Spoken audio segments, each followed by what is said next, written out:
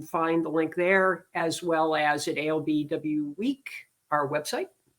So fabulous. Really excited about that. Now, today, I'm also really excited about this because from the very first moment that I started investigating Halifax, having seen Gentleman Jack, I bumped into the archives and absolutely fascinated about it. And I thought it might be a nice opportunity to explain a little bit about the archives to you. So today we have with us the fabulous Ruth Cummins, who is the archivist for the Calderdale collection, as well as Jenny Wood, who is the assistant archivist there. Hi, Ruth. Hi, Jenny. How are you this morning? Hi. How's the weather over there right now? Incredibly misty. It's feeling very Dickensian for some strange reason. Oh, it's very nice. Dull and bleak. It's kind of the same here today. It's a little gray and it's moving into winter, but it hasn't gotten cold yet. So, whatever. I hope it stays a little warm. So there's a whole bunch of things that we're going to be walking through today, but let's start with the basics. I'd like for you to briefly explain what your work is with the archives and how that relates to people who come into contact with you. So Ruth, why don't you lead off there?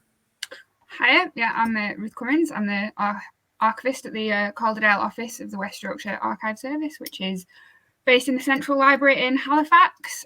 Sort of the work I do is sort of very varied. It changes from sort of day to day, but we do a lot of sort of collections work and sort of cataloguing material that comes in so that we can make our collections as accessible as possible. We answer sort of inquiries, both in person and remotely, working on outreach and events to share our stories and the collections to sort of as wider audience as possible. I'll deal with a lot of things to do with donations and deposits and publication requests. So I'm always happy to have a chat about copyright. But yeah, it's different every day. It's a very, very exciting job. Ruth, what led you into this? Well, how did you become an archivist? So I did a history undergraduate degree, and the one thing I knew I didn't want to be was a history teacher. It just not for me. So I was looking around, what could I possibly do? And my university had an archive, so I got a part-time job there and never looked back. Oh, fantastic. Wonderful. And the fabulous Jenny Wood, who so many people know because you've been with us longer than Ruth, at least in the Calderdale collection. And how about a little background on you and what your role is there? Yeah, so I've been an archive assistant for Calderdale for 2 years now. So if anyone's emailed within that time, chances are you'll have heard from me. So I deal with more sort of dealing with the public and inquiries. So people who want to make bookings to come in and see items, or if they have inquiries about the things we hold, I'll get in, do sort of research for them, give them information about the collections we have, what sort of documents are in there, and just sort of general advice on sort of where to start looking sometimes. Well, I have to say there's been a couple of things that I've reached out to you for, and you've been incredibly helpful, and I really appreciate it. So I can speak from first person on that one. I'd also like to, in the very beginning here, talk a little bit about the Calderdale collection and how that fits into sort of the greater archival collections in the UK. Can you give us a sense of how this all works over there? Yeah, so there's sort of many different types of archives in the UK, from sort of local authority archives. You can get business archives or estate archives. And the West Yorkshire Archives Service is a local authority archive service with offices in all sort of 5 of West Yorkshire's local authority areas. There's Calderdale, Bradford, Kirklees, Leeds and Wakefield. So each office sort of collects and preserves and makes accessible records which relate to sort of those local authority areas, its people, its businesses, its organisations. So the collections here at Calderdale all relate to Calderdale. As far as sort of the larger archive sector in the UK, we have sort of the National Archives, which sort of fulfills the leadership role and runs an archives accreditation scheme by which archives can become accredited. So West Yorkshire Archives Service is an accredited archive service. So yeah, there's many different types of sort of archives in the UK, and that's sort of where we fit in. And are they connected? Is it an organization that's connected, or is it really just individual archives that sort of take their lead from, but not necessarily answer to? It depends on what sort of archive service you are. So we are a place of deposit for a class of records called public records, which is sort of records of central government. So things like the courts and hospitals and things like that. And obviously the National Archives oversees all that. So if you're sort of a local authority archive in a place of deposit, you will obviously answer to the National Archives when it comes to things like that. But any sort of archive service can get accredited, like with the scheme and stuff. So they're connected through sort of being in the same sort of sector, but it sort of depends which kind of archive service you are. Got it. And Jenny, let's give you a chance to chat a little bit about my next question. And that is, how do things wind up in the archives? What is it all donation? Are there things that the archives asks for? How does that work? So Ruth's probably better off answering this, but mainly it's donations. So all right. Yeah. Ruth, after you, Ruth. Yeah, I tend to deal with all the sort of the donations and the and deposits. So we take things both in via donation as a gift and also on deposit as well. So we have a collections development policy, which will sort of lay out the types of material that we'd collect and also the types of material that we wouldn't collect. So for example, we wouldn't collect objects because these would be better suited in a museum. So we'll collect according to sort of the remit of our collections development policy. We tend to keep really good relationships with our regular depositors as they'll sort of add to their collections over time, because it doesn't necessarily mean that sort of once we take in a collection, that's it. Things get added to it over time. So, for example, an organisation like a school might continue to sort of add to their collections as years go on. So yeah, and not all the records we take in are sort of like physical records on paper. I know people tend to think of archives as being very historical and it's lots and lots of very, very old pieces of paper, but we actually take in digital records as well and preserve them. Oh, no kidding. Wow. Keep us up to date with, as the world went digital, so will archives. Yeah. I have to say, when I was in Halifax in I think it was in September. No, wait, it was November, whenever it was in the last 3 months. The tour that you gave me of the actual storage place was really quite something. Now, I apologize to the audience because I don't have any pictures of it, but I can tell you that it is large and extremely well organized. So they have a lot in that building. Yeah, it's really important to be well organized when you've got sort of over 17,000 boxes worth of material. You need to know where they all are. I think it's important to say as well that we're quite a small archive. Everyone we take into the back is always like, wow, the size of the place. But if you go to like our Leeds or Wakefield's office, like those are the big ones. So how does that compare? If you went to Wakefield, what size? How much bigger is the archive there? It's difficult to say. Like I can't remember in numbers for Wakefield, but it's certainly there's 3 floors in that building. Like it's a very, very large building. The History Centre is sort of our flagship building. There is a lot of material in that building. Now, I know that at ALBW, and we'll talk a little bit more about that later on, but I know that we're offering a tour to the Wakefield collection.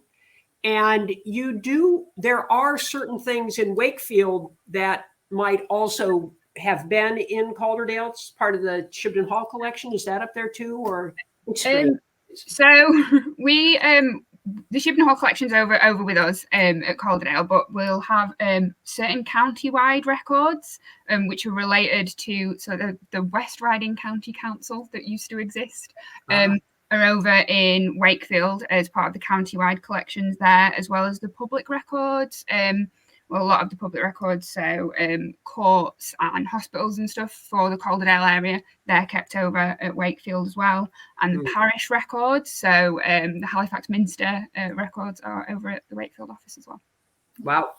And is that for something like that, let's say the Halifax records or Halifax Minster records, are they donated by their choice, or are there certain things that they must keep in an archive situation, or how does that work? That is a good question, and probably one our Wakefield archivist would be slightly better answering. But I know certainly with sort of the public records, so like the court records and things like that. Obviously, there's it's sort of the long-standing agreements and there are rules and stuff about them. putting their records in archives to preserve them. So for certain sets of records, yes, there will be rules around which ones need to be preserved. And for other sets of records, it's, great that somebody's offered them to us and we get to keep them, kind of thing. Nice. And I know that I didn't send you this question, so it is going to be a little bit of a surprise, but don't get nervous. What's the most interesting thing that you've seen donated to the archives in your time there? That is a very good question. Anything exciting, something that came across the desk? One of those. I will say I got quite excited. So we'd taken in a rather large collection of building plans, and I got quite excited as I was going through them and came running in to see Jenny to be like, "Oh, Jenny, I think we've got the plan for Macintoshes, which is a large confectionery company that invented quality streets, which are massive in the UK. I'm not sure if they're available elsewhere." So yeah, I got very excited about that because they were related to quality streets. Oh, that's really cool. I love the fact that and it's really fun to visit Ruth and Jenny, because I can tell you for a fact they're actually very excited about their job, and they really imbue this whole thing with a sense of excitement. When you talk to them about things that you're looking for, they're just as excited about finding it as you are. For example, the day that Diane Halford found Anne Walker's diary, what was that like? Oh, this is a question for Jenny. Yeah, so I hope Diane doesn't mind me telling this story, but so I was like, I know that Diane's obviously Anne Walker research rather than Anne Lister, and it just happened we had an Anne Lister diary on display. So, and I kept noticing Diane getting up and going over and checking the Anne Lister diary, and I'm like, I didn't know she was so into Anne Lister, and it must have been like a few times. And eventually she comes over to me, she's like, "I think I found Anne Walker's diary." And I'm a bit like, what? Surely not. Yeah. And like her excitement, she was just like electric, like so excited, like she couldn't sit down. And and obviously that's a massive find, but like people get so enthusiastic about everything, and like people think I have a great job because I get to like handle all these historic documents, but no, my job's great because I get to see the excitement on everyone's face when they find things. And like sometimes it's massive, like the Anne Walker diary, and it's like a momentous occasion to be a part of. And then sometimes you're wondering like when people get excited about reservoir plans or waterwork plans or count books, and you're like, or sometimes I don't even know what they're talking about, but like I'm just absolutely loving your enthusiasm. Let's celebrate this. Maybe you should get a little refrigerator in the budget that you can put little tiny bottles of champagne in. There you go. There's an exciting find. Okay, so the next thing I want to do, I'm kind of going through this part of the interview, based on my own experience of work the first time I tried to look at the archives, so that people can get a sense of it. So you have a fabulous system online for discovering what might be in the collections. And so what I'm going to ask, so thank you, Steph. So this first one, this is sort of the landing page, right? The first thing that people are going to come across when they start looking in the West Yorkshire Archives? Yeah, so that's the landing page of our online catalogue. Mm-hmm. And so as you can see up in that corner there, I had typed Anne Lister in and then clicked on it. So the next page that comes up, there we go. Now, if you could explain a little bit about what I'm seeing here, what the guests are seeing. You've got this finding number, title, and description. So could you just walk through one of those for us, please? Yes, so that has looked through all our online catalogue, and when you search the quick catalogue search, that'll look through everything in Calderdale, Bradford, Kirklees, Leeds and Wakefield for anything to do with Anne Lister. Wow. So the catalogue finding number is our reference number, which helps us identify the item. So when you get in touch with us with that reference, we know exactly what you're talking about. You've obviously got the title of the document and a description of it. So the descriptions vary. So with the Shibden collection, they're quite detailed. Sometimes if you're finding items that aren't as well listed, that might be quite vague. You have the date, which can either be a specific date. So at the top there, you can see there's a letter. So Right. I can't quite make it up. I think it's 4th of March, 1833. Right. Yeah. But then further down, you might have a date range. So that's accounts. So that'll say that's Got it. account books covering these dates. And then finally, extent, which gives you an idea of the size or the extent of the What's in there. Sure. Okay, so then my next step in this is then I click. So I would have clicked on one of the catalog finding numbers, and then this comes up. So could you just walk through this a little bit so people understand, and then also what they would then do from this point out? Sure. So this is giving similar items that were on the other page, but it's if like the description, if there's more in there, you can see the full description.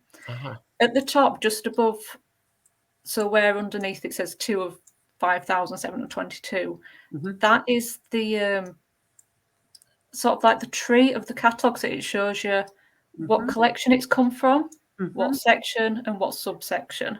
So if you wanted, you could click on any of them and it'd show you all the other items within that section. Wow. Yeah.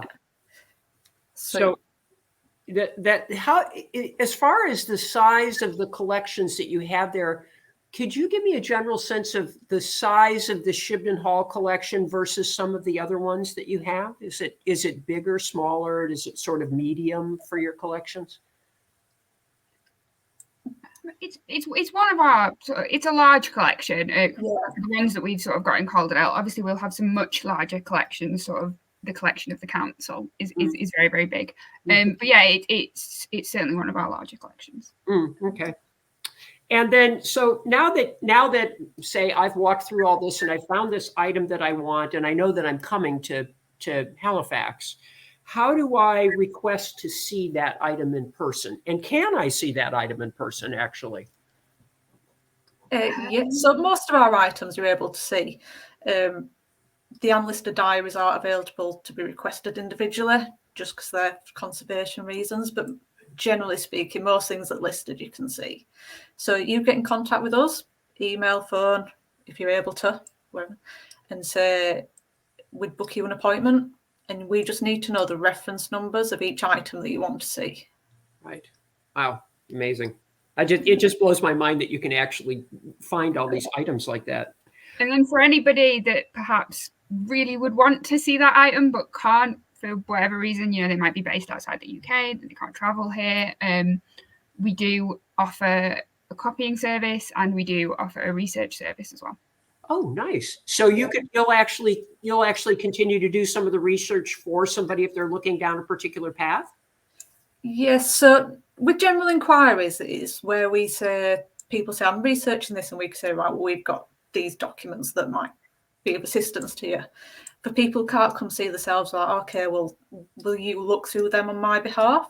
So that is a paid for service. It's £22 for 30 minutes. Okay. And we do ask people quite specific about what they want us to find.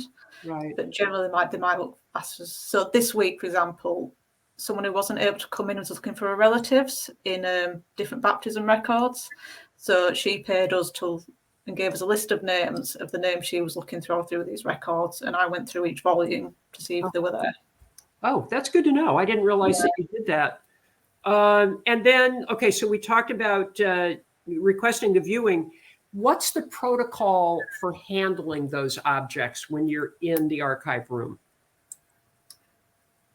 It depends on what job it is, but we obviously there'll always be a couple of members of staff in the room to help people and talk you through, well, this needs this specific rest or this needs this specific way. And I think we'll have some examples later that we can sort of talk you through. But yeah, I think people get a little bit like, oh, should I be touching this, and a bit scared. But people always assume they need to wear gloves as well, which isn't the case.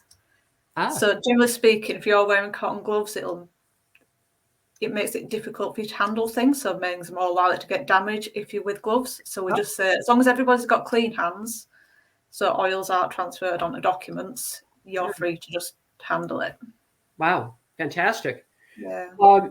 So when I was over there during the fall, you were kind enough to lay out a number of items for me, and we walked around and talked about them, and that was in preparation for this interview. So now we're going to share some of these things with our audience, and we're going to start with the map of the Shibden estate. Yeah, so we sort of picked a few different examples of sort of the different types of records that we've got in. We concentrate on the Shibden Hall collection because we thought everyone would be interested in that. Yeah. So we picked sort of different kind of items, and also how different items that require different sort of weights or rests and stuff, so you can see how they'd be produced in the search room. So this is a plan of the Shibden Hall estate from 1866. So it shows part of the estate. It's got its wooden edging around it, where actually the plan is rolled up. This map actually shows the Lancashire and Yorkshire Railway and its route through the estate. So sort of railways started coming, into force over here about late 1840s. So 1866, the railway will still be a relatively new thing. Right. There's a number of sort of maps and plans in this collection, which can range from maps of the estate like this one, properties in local townships, and plans for the alterations to Shibden, as well as sort of maps and plans related to the coal mining business. So this is a nice example as well of material in the Shibden Hall collection, which dates from after Anne's time, and sort of with the rolled items. As you can see from the picture, so we use the weights to hold them open so they can be viewed in the search room. Right. This map is relatively small compared to a lot of the maps that we've got here. Some of them are incredibly large. Wow. However, we're always here to help people roll maps out for visitors and make sure that they fit on the table. So these, and one of the other things that you described to me when I was in the room that day is the wooden rods that this map happens to have meant that it was probably carried around for use, right?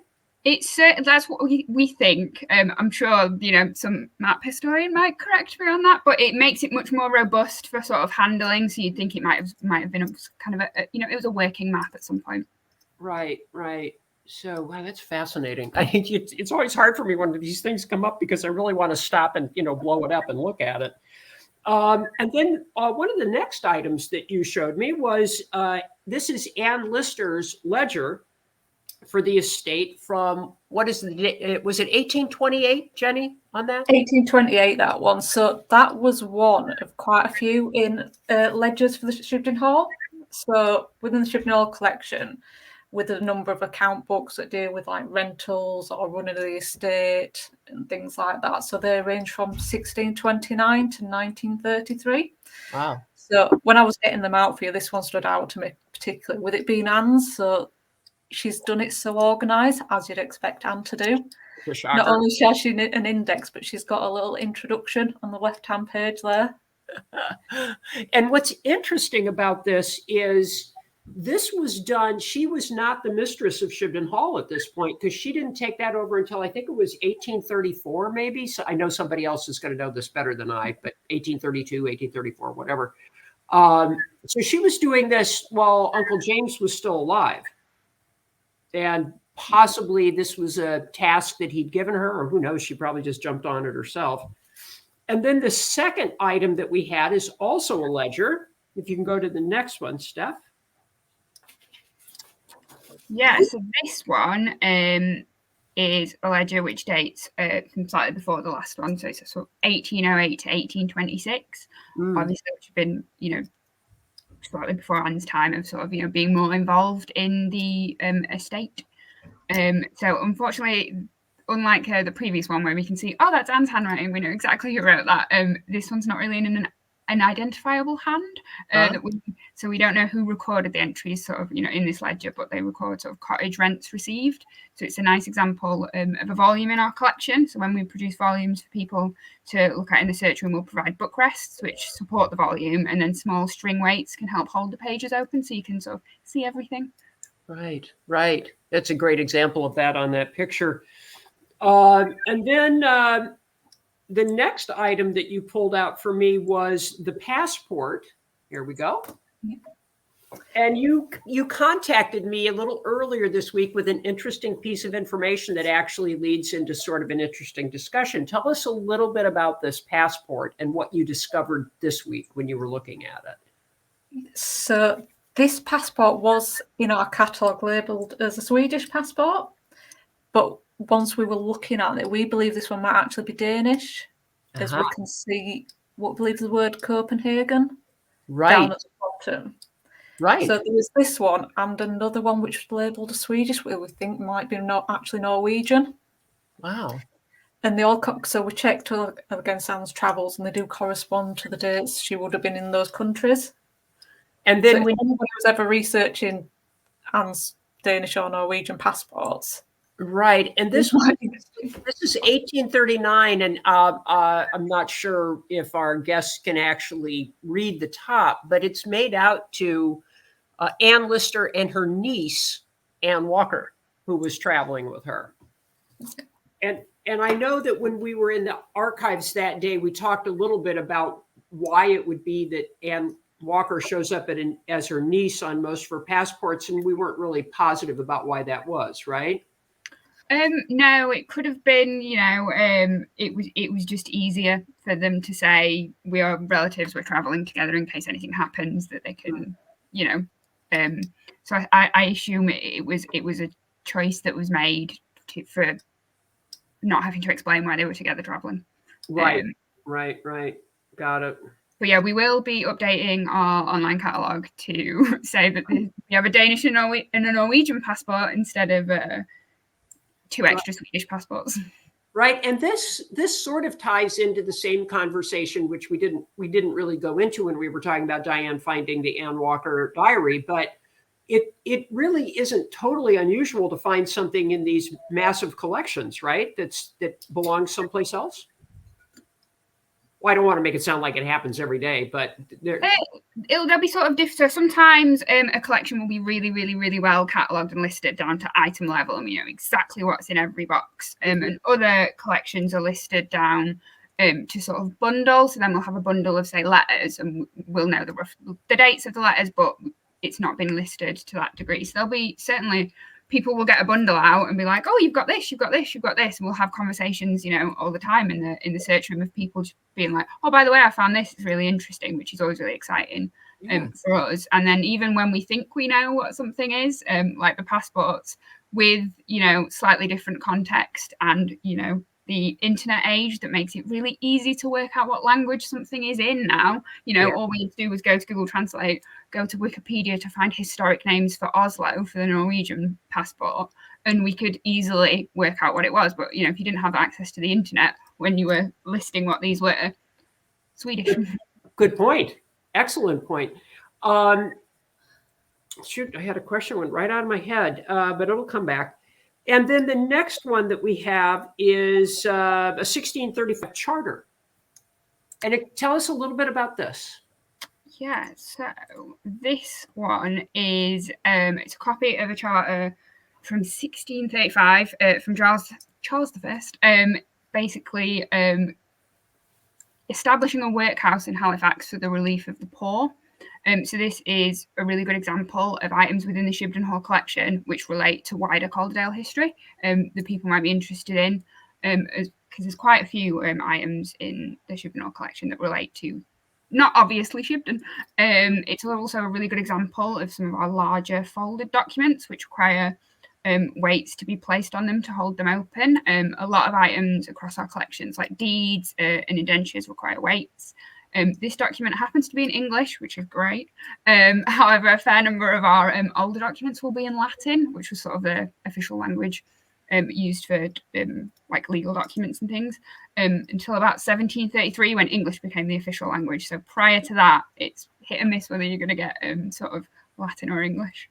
Wow. And the other thing that's interesting about these older documents is I was, as part of our ongoing search for Anne Lister's burial place in the Minster, I was going through the faculty that was written in order to allow the renovation of the Halifax Minster back in 1878. And I have to tell you, they will use 5,000 words where they could use one. I was amazed at, it goes on for sentence after sentence after sentence, basically to say something as simple as, we're going to take a wall out. Yeah. And this, as looking at this one, it was a little bit like that as well. That, you know, just very wordy. We loved words apparently. But yeah, so like lots of their sort of like legal ones are quite easy to work out, because you'll be like, right, they all start with the date, which will be written in a very long way, usually using regnal years. So it'll be like in the 21st year of the reign of Queen Victoria, and then you have to, you know, do a little bit of working out as to when exactly that is. And then they'll sort of set up the parties. So if it's, you know, a transfer of land, it'll be like from this person to this person. So you get quite good at just skipping to the bits of information that you need and ignoring the massive long sentences that are all the same. Oh, that is so interesting. And the other thing that was interesting about seeing this document in person is the medium itself, the substrate that it's written on, which is a form of parchment, correct? Yeah, so we'll have sort of documents, you know, number of different materials. So sort of the vellum, which is the, you know, the much more robust. Right. Really. This to, you know, modern pieces of paper, which certainly, you know, a piece of paper from 1999 isn't going to last as long as this. Right. Exactly. It's amazing that that they're in such great shape. This is 1635. Mm-hmm. What is that? Almost 400 years old, right? Mm-hmm. Wow. Okay, and then the next one, now we're going to get into some Ann Lister stuff, which I know everybody's really interested in seeing.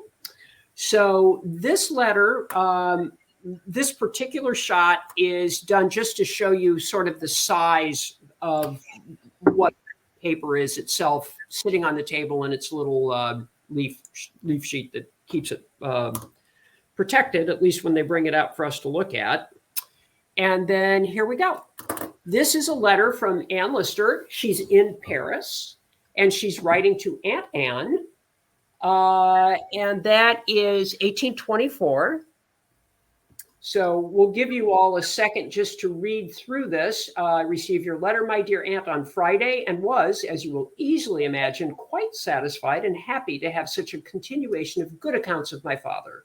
From the moment of receiving your first letter on the subject, the thought of his being hurried home struck me most forcibly and most painfully.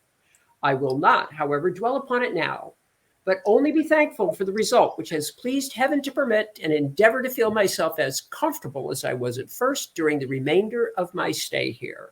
Now, the question is, for me, 1824, I think, is when she met Maria Barlow in Paris. And I'm certain that there's a whole bunch of people out there nodding their head or shaking their head, and I'm not sure which, but there you have it.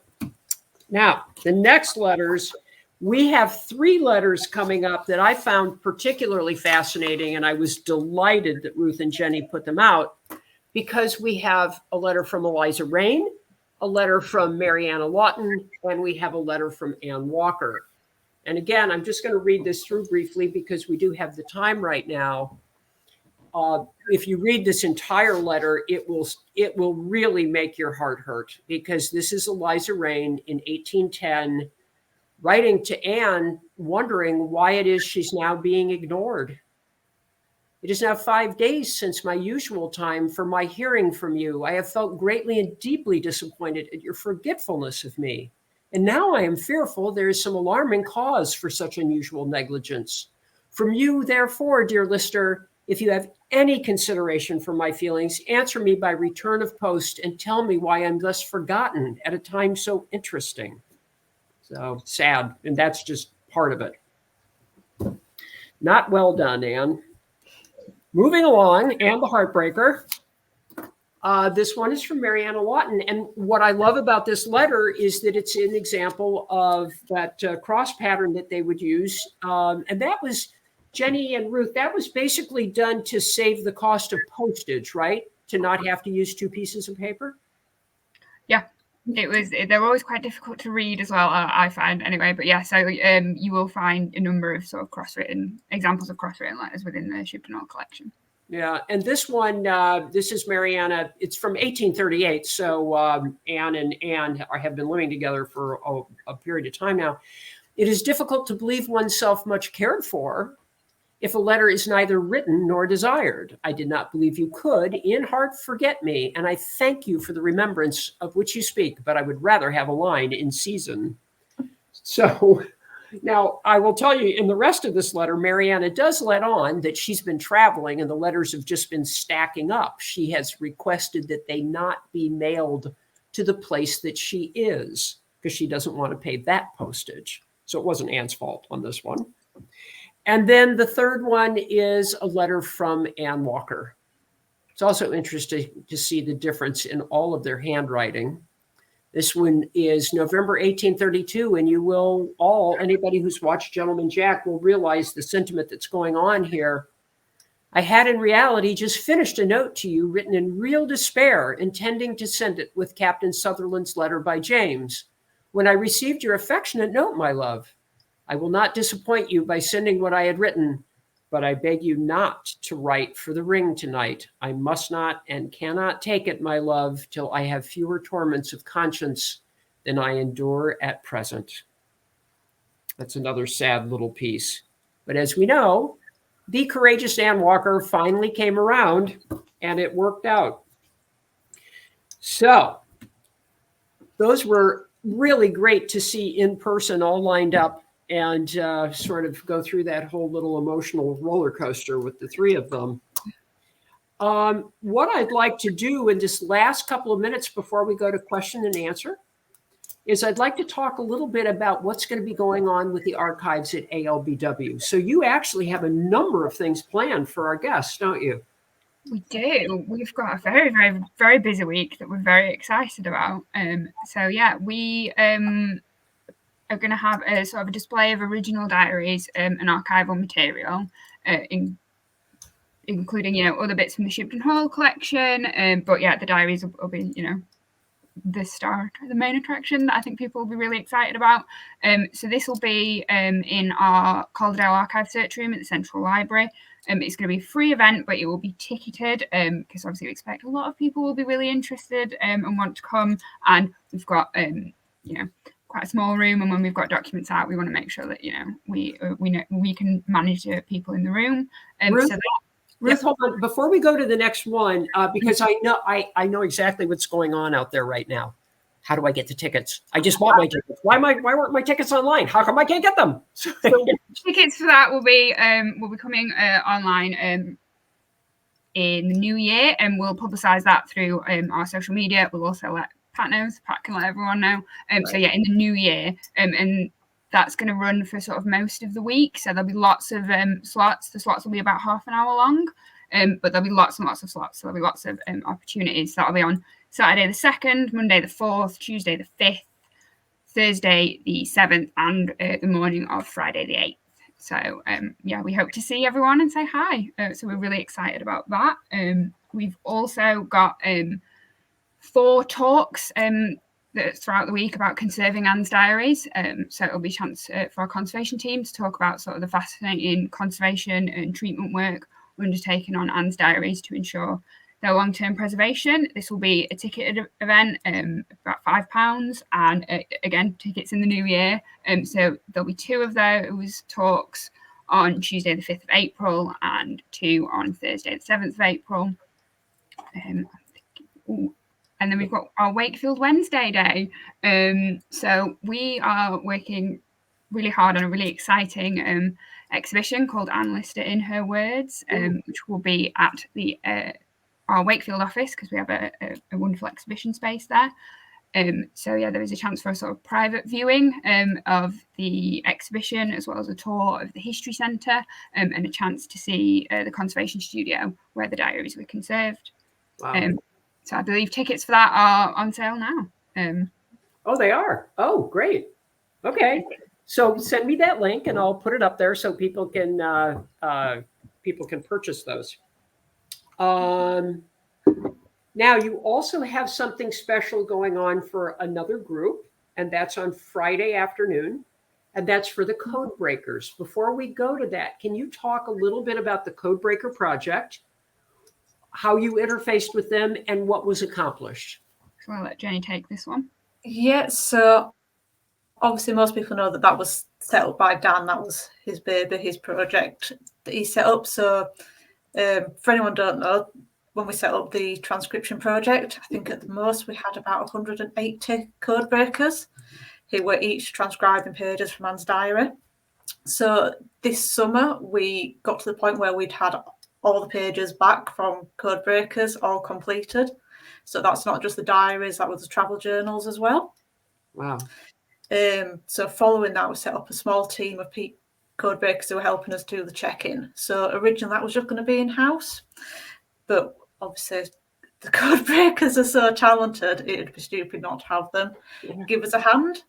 So because of the work involved, trying to set people off on small groups of that. So with each group we set off, there's a lot of questions that come back, which is great because that'll ensure that they're being produced in the best possible way, things being kept accurate. So we've got a great team of people working on that. I know a lot of people will be disappointed if they wanted help with the check-in process and aren't, but there might be opportunities further down the line. Like I say, we're setting people off in small groups just to keep it more manageable for us and to ensure consistency through the diaries. So we managed to get the last one out. So that was Diary 5 on the anniversary of Anne's death in September. Wow. So the next one that'll be coming out will be Diary 6. So we're working hard on that. Not sure exactly when it'll be. I don't want to give a date, but hopefully we won't have to wait too long. That's really amazing. And for those people who do, in our little world of Ann Lister enthusiasts, you would think that everybody knows everything about this. But can you just briefly describe what were the codebreakers working off of? What were they? You had. I know that they weren't they originally on microfilm, the diaries, or tell me a little bit about that, how that information was sent to the codebreakers. I know it's not microfilm at this point, but. So a project was funded kindly by Sally Wainwright for all the diaries to be professionally photographed and put on our online catalogue. So each diary page image is available on our online catalogues. So what we would do would email the code breakers a list of the page numbers, and then they will put that into our online catalogue, download the page image. Okay. And they'd have that on their screen. Right. And then let's go back a little bit. I'm not sure if you're ready to announce the time or how you're going to do that, but you are going to have a special event for the codebreakers on Friday afternoon, is it? Yeah, Friday, the afternoon, sort of Friday, the 8th of April. We've just sent out an email to all the codebreakers asking who would like to come. So check your emails, and if you want to come, let us know. And obviously, we'll be able to share more details about that soon. Depending on how many people want to come, we're somewhat limited by the size of our room. So we can be more specific once we know how many people want to come. That sounds great. Yeah. We've been having emails back from people RSVPing this week that are really excited. And I just want to say we're so excited as well. With every email that comes back, we're like, yes. Yeah, right? I know. It's just fun. It's just there's so much excitement around all of this. And it's just going to be great to have all of these people from all these different walks of the Lister universe in town at the same time. Just fun. It's going to be incredible. Yeah. Okay. So let's move into a little Q&A so we can make sure we get that taken care of. But before we do, I want to thank the codebreakers again for the work that they've done in all the transcribing. It really is phenomenal. We're going to have them on ALBW Live in January. Obviously, it's just a smattering of them. We don't have the whole 100 plus. But we're going to talk a little bit about that process, what they found, what it meant to them, those kinds of things. So do please tune into that when you see it, because they are well worth celebrating. We can't really study Ann Lister until we have a complete transcription of all of her diaries and one that can be searched. So the work the codebreakers have done is the very first step in that. And thank you. And thank you too for helping them in the way that you did. It's really phenomenal. So thank you. Now, Q&A. All right. This is from Patricia Book. Can you inform us about the relationship between the collections at YWAS, Wakefield, and Shibden Hall? Are they integrated in any way? No, I think everything from Shibden is in Calderdale. Okay. So Yeah. Yeah, unless, like when we obviously sent the diaries to the conservation studio in Wakefield to get conserved, sometimes there might be things over in conservation, but all of the Shibden Hall material is if everyone's thinking about the Anlister birthday week and going over to Wakefield, so we will loan some of the Shibden collection to Wakefield, so you will be seeing actual Shibden things while you're there. Right, and they have a bigger viewing space than you do, right? Yeah. I mean, yeah. All right, so more of you will be able to actually see things in a more comfortable atmosphere. It's not the archive room is not necessarily tiny, but it is fairly limited. So this one is from Jane Kendall. About what percentage of your time in a normal work week is devoted to dealing with Ann Lister's journals and the current stage of the transcription project? That's a good question. Versus the other things that you're handling at any given time? That's a very good question. I think it's week to week. It will differ. Obviously, I know Jenny's put in an incredible amount of hard work and spent a lot of her time on the project.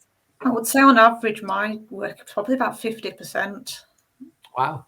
Yeah, it depends how many pages have come back that week, with what questions, to how many other inquiries I have to deal with as well. But yeah, so some weeks, like if it's a quiet in the office, I can spend more time on the project, so it might be higher than that. If it's a particularly busy week where we have other things to need to focus on, it might go back. So on average, about 50%. So this actually brings up the question I was trying to remember later. For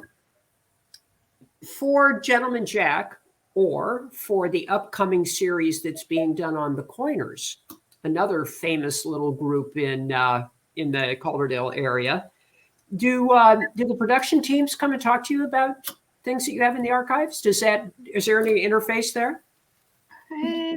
Yes. So before Ruth started, Lookout Point, the company for Gentleman Jack, they would inquire quite a lot, so they'd want details on letters or plans or things, and sometimes it'd be for them doing research, and sometimes they'd send a designer along to actually take photographs to recreate things. Well, I'm assuming to recreate things for the production. Oh wow! So yeah, that's interesting. I always try to figure out what series 2 is going to be about by what they've requested and what they've asked. Okay, I'm waiting for that to start popping up. You can't talk about it though, right? Yeah, everybody's sealed to secrecy. That brings up another question that was in the back of my head, though. When you said that you had building plans, et cetera, like for the renovations, do you have the plans for the diary or for the library at Shibden Hall when that was built? Architectural plans? I'm not 100%, but I don't think we do. I think I remember somebody else looking for those, and we had renovation plans for Shibden, but I'd need to double check. But yeah. It would be interesting to look at any of those that might have happened, whether it's the library or not, but anything that happened under Anne's direction, to see if she made any notes on them or anything. That would be fascinating, at least to me. I love blueprints. So, moving on. This is from Kirsten Holzgrab. Will we be able to buy a printed version of the transcripts in the future? That is a fascinating question. At this point, we are working on making the transcripts available online on our online catalogue. So that's not something I can sort of speak to. We're just really focusing on getting the project and getting them out there, available online for people. Right.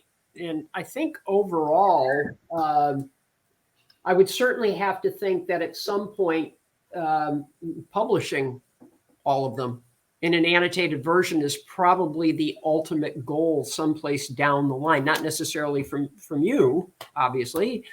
But that is really the only way we're going to be able to develop and continue the study of Ann Lister and everything that she was involved in. So I don't expect it to happen by this time next year, but I do think it's out there as a potential project. This is another question from Patricia Book. Do you have a budget and active strategy to fill in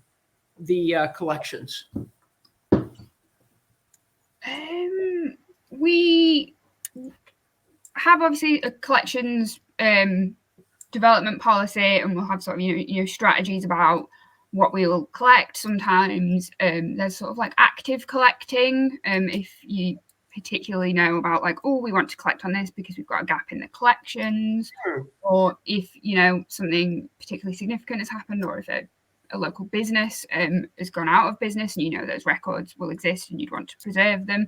So it depends on sort of what it is, but obviously we think about the big picture and our collections and gaps in the collections a lot. Right. So you do have particular things targeted from time to time that you'd like to find new resources for, et cetera. Yeah. And then, as far as the budget goes, not as, a specific one, but yeah, we'll work to look at what we have in the collections and what we might have gaps.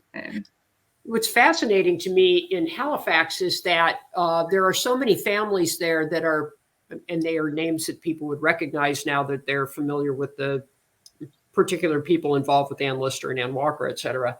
But there's so many families that are still there and still holding on to items that come from, hundreds of years back that you may not have even seen yet.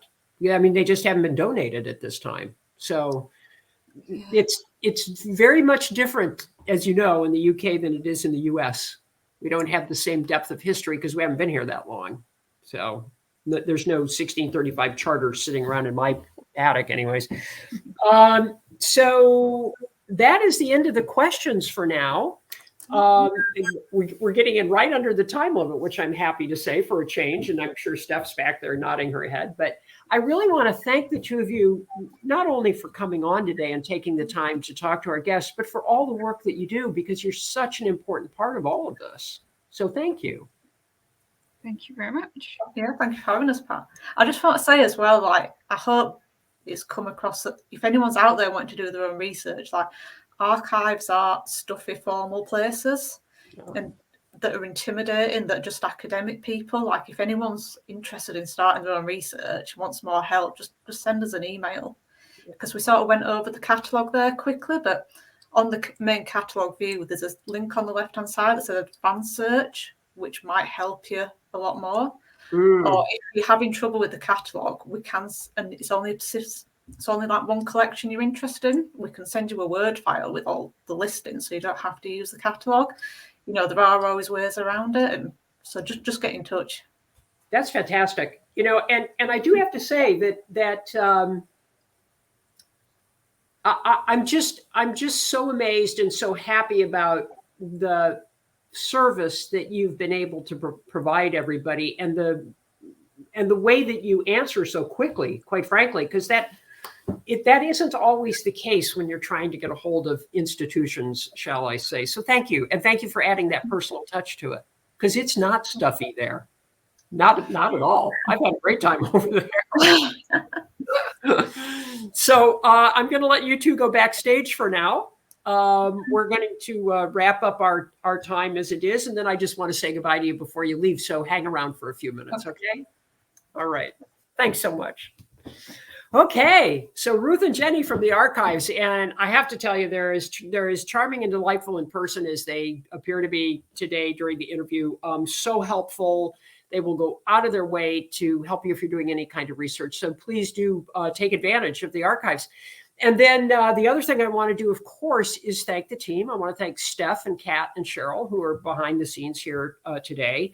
And I also want to thank my ALBW team again, Cheryl, Jen, Janet, and Linda, for all the work that they put in leading up to this week. It has been a profound experience to be connected to these women who have done so much work to create what I hope all of you are going to enjoy in April. And Steph, if you want to throw that card up there again, the tickets are on sale as of now. And there are a few items that have been sold out, but I do want to urge you, please, please, please wait list, because it's a long time between now and April and things happen. So don't be disappointed if you see a sold out sign someplace along the way. And it's not all sold out. We have plenty of tickets. The strategy this year as opposed to the first year where we were basically just 2 full days with about 10 different events. Now we are almost 9 full days with many opportunities for you to fit things into your schedule. So please, please take a look. Please come into the box office, and we're really looking forward to seeing you in April. So without further ado, I want to thank you all again for tuning in today. Coming up next is the Code Breakers. We also have several other interviews that we're going to be running right up till ALBW. So in the meantime, please take very good care of yourselves. And again, darn it, here it is. I hate to have to drag this thing out again, but wear your mask, okay? I think we really do have this thing on the run. We do have an outbreak with the Omicron right now, but it is looking like it's not quite as dangerous, and very happy to hear that. But please take good care of yourselves and get the jab.